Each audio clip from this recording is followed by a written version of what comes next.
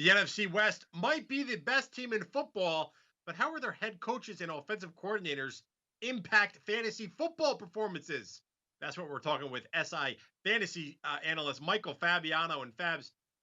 The Niners, Cardinals, Seahawks, and the Rams. I think these four teams, they're powerhouses, and they have a lot to offer when it comes to fantasy football or drafting fantasy players for your fantasy team. Let's start with the 49ers and let's talk about some of their wide receivers. Brandon Ayuk, Debo Samuel, but focus on Kyle Shanahan. Yeah, two guys I really like, especially Ayuk. But when you look at Shanahan and his tenure with San Francisco, no Niners wide receiver has finished better than 31st in fantasy points, right? And that was Debo Samuel back in 2019. But I think there's a caveat here. Debo has dealt with some injuries over the last couple of seasons, and Ayuk averaged more than 15 fantasy points per game last season. So I think he's going to break this trend. He's a potential bust out candidate for me, a guy who has got a ton of upside, a ton of talent. He is a tackle breaking, playmaking machine. And whether it's Jimmy Garoppolo or Trey Lance under center, I think he'll be the number one wide receiver option in the passing game. Of course, George Kittle likely to be the number one option overall. But it is interesting to see that Shanahan's wide receivers, at least in San Francisco, before he had plenty of success. But in San Francisco, we haven't seen that big name star wide receiver emerge. Maybe it'll be Ayuk this season. Let's go over to Los Angeles, where the Rams, they have a new quarterback. They sent Jared Goff packing. They brought in Matthew Stafford with a blockbuster trade. What does Sean McVay's offense have to do with how we can expect for Matthew Stafford this year? Well, McVay's offense has produced three top eight fantasy performances during the course of his tenure as an offensive coordinator and a head coach. He had Kirk Cousins in Washington, who had a pair of top 12 finishes. Jared Goff also had a top 10 finish. And I would suggest that Matthew Stafford is an upgrade over both of those players. And Stafford is a guy who is now coming into an offense that's got a ton of playmakers: Robert Woods, Cooper Kupp, Tyler Higbee. They drafted Tutu Atwell. You've also got a strong young running back in Cam Akers. So Matthew Stafford could end up being one of the better draft bargains among quarterbacks because you can get him pretty late as a borderline QB1, and he could end up putting up top 10 numbers this season in McVay's system.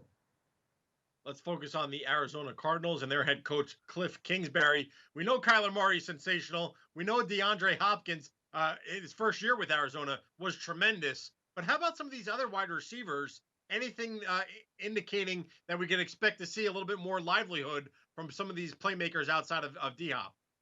Well, this is a small sample size because Kingsbury's only been there for a couple of seasons in Arizona.